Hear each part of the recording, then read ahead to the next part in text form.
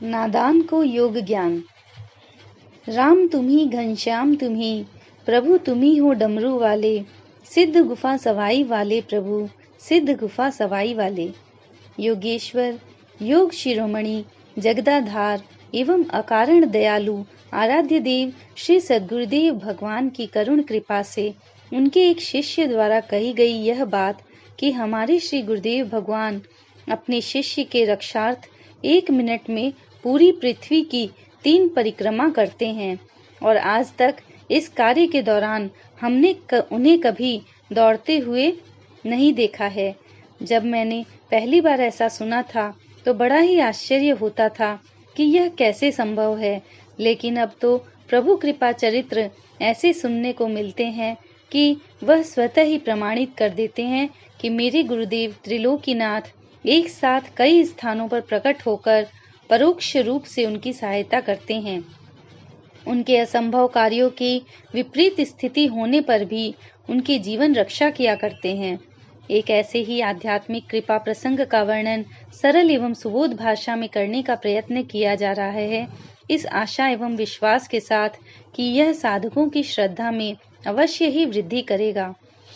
योग प्रशिक्षण केंद्र श्री सिद्ध गुफा सवाई आगरा, जिस गांव में यह गुफा स्थित है, उसी सवाई ग्राम के निवासी हमारे एक आदरणीय गुरु भाई का नाम श्री तुलाराम था, जो आराध्य देव श्री सद्गुरुदेव जी महाराज से दीक्षित थे, जिनका शरीर अब नहीं रहा, जिसकी 3 संतानें हैं, जिनके नाम क्रमशः श्री बलवीर सिंह,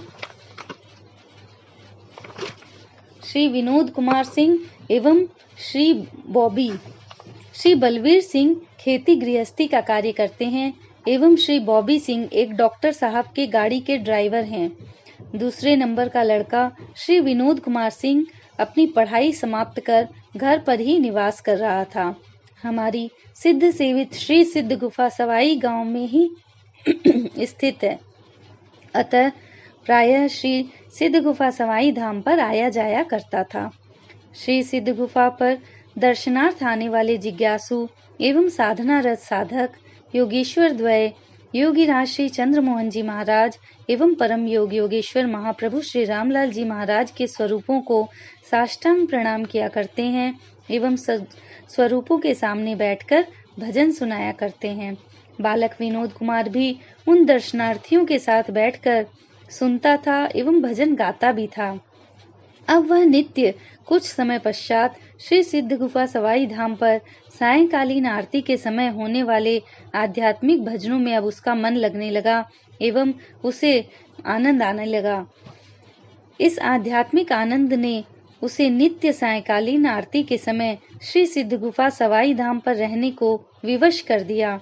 अब उसका नित्य का नियम बन गया कि वह समय से 1-1.5 घंटे पहले से ही श्री सिद्ध गुफा सवाई धाम पर सायंकाल उपस्थित रहने लगा। भजनों द्वारा मिलने वाले आध्यात्मिक आनंद में उसकी रुचि बढ़ गई एवं उसके मन में विचार आया कि मैं भी भजन गाया करूं एवं श्री प्रभु दरबार में सुनाया करूं। इस संबंध में उसने प्रयास किया एवं आराध्य देव ने कृपा की तथा उसका प्रयास सफल कर दिया। समय के साथ उसका प्रयास बढ़ता गया एवं अब श्री प्रभु चरणों के समक्ष भजन सुनाने भावमय एवं श्रद्धामय वालों की श्रेणी में श्री विनोद कुमार का नाम भी रोशन हो ही गया। उसकी ख्याति धीरे धीरे बढ़ती गई एवं देवी जागरण, मंदिर मूर्ति स्थापना एवं अन्य ऐसे ही आध्यात्मिक एवं शुभ अवसरों तथा श्रद्धामय भावात्मक भजनों के अवसरों पर उसे आमंत्रित किया जाने लगा। इस कार्य ने पहली बात कि उसे आध्यात्मिक आनंद मिलने लगा एवं दूसरी बात कि उसे यश, शोहरत एवं धन तथा अन्य उपहार भी मिलने लगा, जिसने उसके इस कार्य में उत्प्रेरक का कार्य किया। अब तो ऐसा समय आ गया है कि श्री विनोद कुमार जी की स्थिति ऐसी है कि देवी जागरण, आध्यात्मिक अवसर या अन्य शुभ अवसरों की तिथि निर्धारित होते ही लोग उन्हें उस तिथि के लिए आमंत्रित करते हैं, रुपए पैसे देते हैं, उपहार देते हैं और मान सम्मान तो अलग मिलता ही है।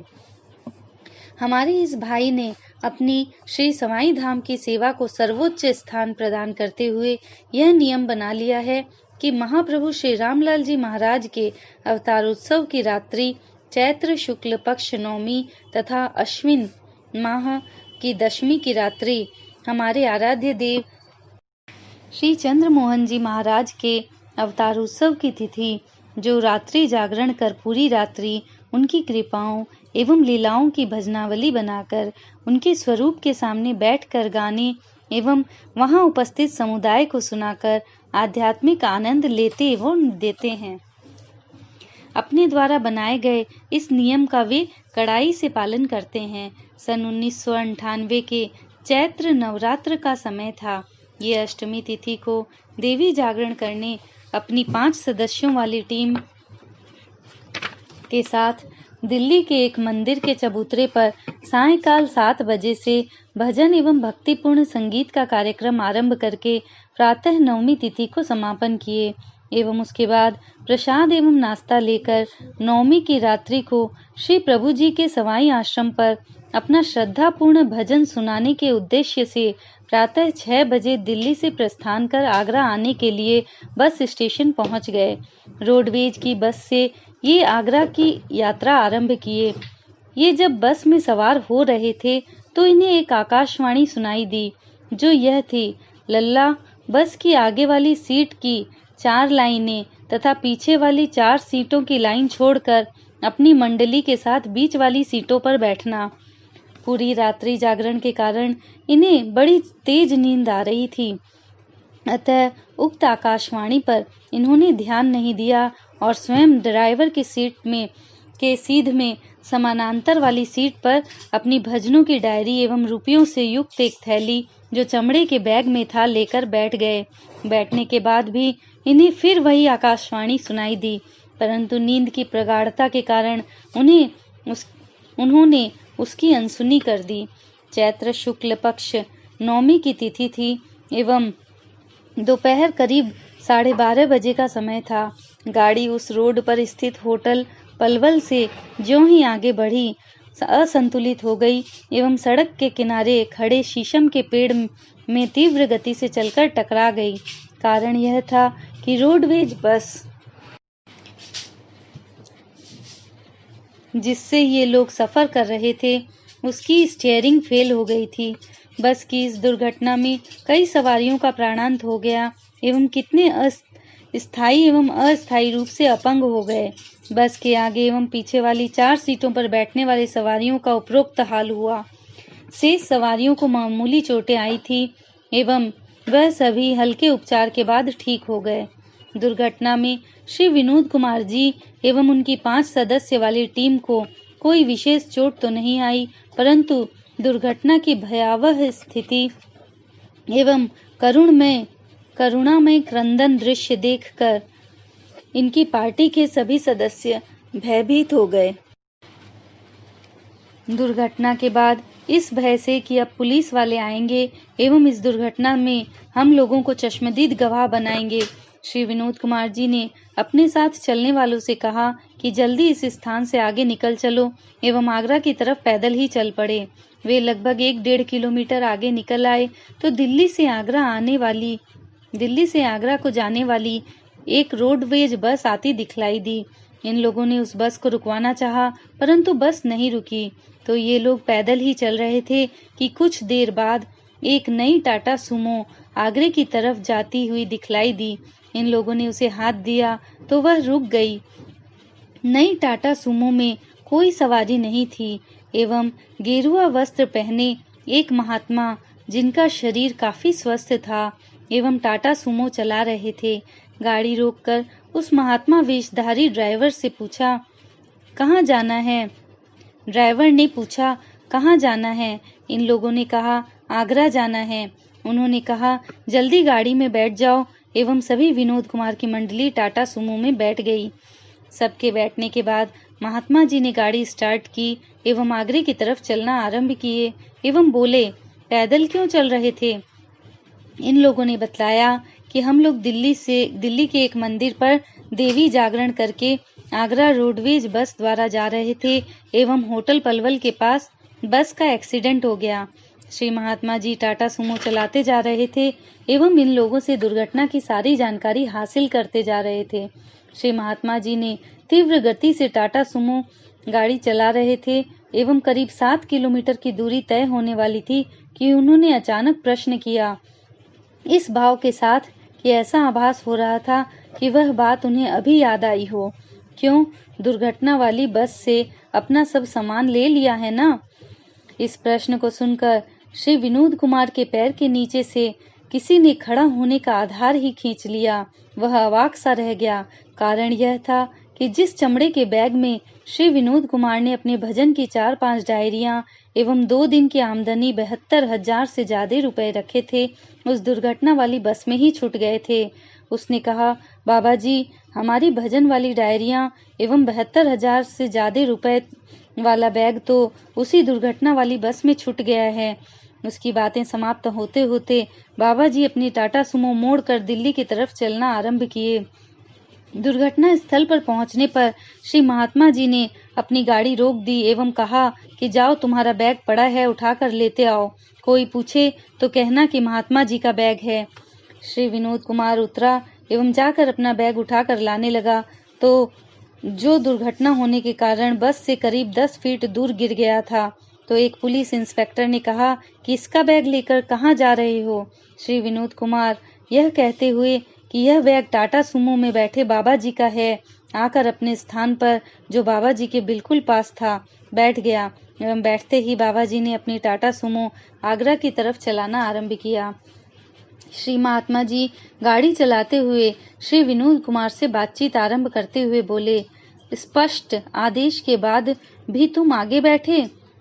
स्पष्ट आदेश के बाद भी तुम आगे बैठे?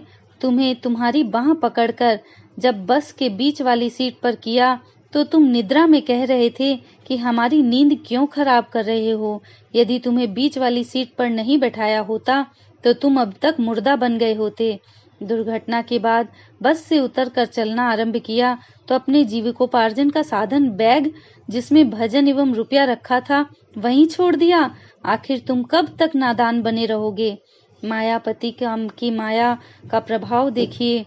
इतना स्पष्ट आदेश एवं निर्देश होने के बाद भी श्री विनोद कुमार यह नहीं समझ सका कि ये आदेश देने वाले सर्वज्ञ योगेश्वर द्वय देवाधिदेव महादेव जगतपति जनार्दन श्री सद्गुरुदेव भगवान श्री चंद्रमोहन जी महाराज या परम योग योगेश्वर काल चक्र जग चक्र एवं युग चक्र को एक साथ चलाने वाले दादा गुरुदेव महाप्रभु श्री रामलाल जी महाराज में से कोई एक है। श्री विनोद कुमार ने उन्हें साधारण महात्मा समझते हुए मात्र इतना कहा कि क्या करूं बाबा जी, गलती हो ही जाती है। बात करते एवं गाड़ी चलाते हुए महात्मा जी आगरा शहरी क्षेत्र में प्रवेश किए एवं प्रश्न किए, अब तुम्हें कहाँ जाना है? बालक श्री विनोद कुमार ने कहा कि बाबा जी, बात ऐसी है कि आज हमारे दादा गुरुदेव योग योगेश्वर महाप्रभु श्री रामलाल जी महाराज का अवतारोत्सव दिवस चैत्र सुदी नवमी है। उनके द्वारा स्थापित योग प्रशिक्षण केंद्र श्री सिद्ध गुफा सवाई धाम पर रात्रि जागरण कर उनके स्वरूप को स्वनिर्मित श्रद्धा युक्त भजनों को सुनाया करता हूँ। ऐसा करने की हमारी प्रतिज्ञा है। यदि मैं 9-9:15 बजे तक रात्रि तक आश्रम पहुँच जाऊंगा तो हमारी प्रतिज्ञा पूरी हो जाएगी, अन्यथा नागा हो जाएगा। उन्होंने कहा कि तुम रास्ता बतलाते जाना, मैं तुम्हारी प्रतिज्ञा नागा नहीं होने दूंगा। महात्मा जी रात्रि के 9 बजने में अभी 3 मिनट बाकी थे। आश्रम के मुख्य गेट में प्रवेश कर बाईं तरफ गाड़ी खड़ी करने वाले पार्किंग में अपनी टाटा सुमो खड़ा किए। श्री विनोद कुमार ने प्रार्थना किया, महात्मा जी कृपया यह बतलाने का कष्ट करें कि आपको कितना किराया दे दूं। महात्मा जी ने कहा, तुम सभी तुरंत गाड़ी से उतर जाओ। इस बार नादानी का कार्य मत करना। अपना बैग साथ लेकर जाओ एवं अपनी मंडली के साथ हाथ पैर धोकर अपने भजन सुनाने की प्रतिज्ञा को पूरी करो। तुम्हारी भावना बड़ी पवित्र है, मैं भी भजन का आनंद लूंगा। किराए की बात कल प्रातः काल देखी जाएगी। जाओ, तुरंत अपना कार्य आरंभ कर दो। नवमी के दिन और सभी गाड़ियों के साथ टाटा सुमो भी कई आई थी एवं श्री विनोद कुमार के मन में भाव आया कि प्रातः काल बाबा की गाड़ी आसानी से पहचानी जा सके। तो उसने दोनों तरफ चुनरी बांध दिया एवं रंगीन धागे से दोनों चुनरी को आपस में जोड़ दिया। रात्रि से आरंभ करके दशमी तिथि को विदाई वाली आरती प्रातःकाल करीब 4 बजे जब श्री महाप्रभु श्री रामलाल जी महाराज की विदाई होनी आरंभ हुई, तब तक भजन करते रहे एवं उसके बाद योगेश्वर द्वय को साष्टांग प्रणाम निवेदित किया एवं तत्काल बाद जाकर उसने उस महात्मा जी की उस गाड़ी टाटा सुमो को जिससे वे लोग आए थे ढूंढना आरंभ किया, तो वह गाड़ी वहां नहीं खड़ी थी। उसके बाद उन्होंने पूरा आश्रम ढूंढ लिया, परंतु आश्रम में न तो वह गाड़ी मिली जिससे बाबा जी इन लोगों को सवाई धाम पहुंचाए थे, न ही वे महात्मा मिले। किसी साधक ने कहा है, यही तो यौगिक लीला है, आश्चर्यपूर्ण विज्ञान यही, बन जाता है वह अजनबी, अजब अजनबी, उस योगेश्वर की बान यही। बोलिए श्री सद्गुरुदेव भगवान की जय।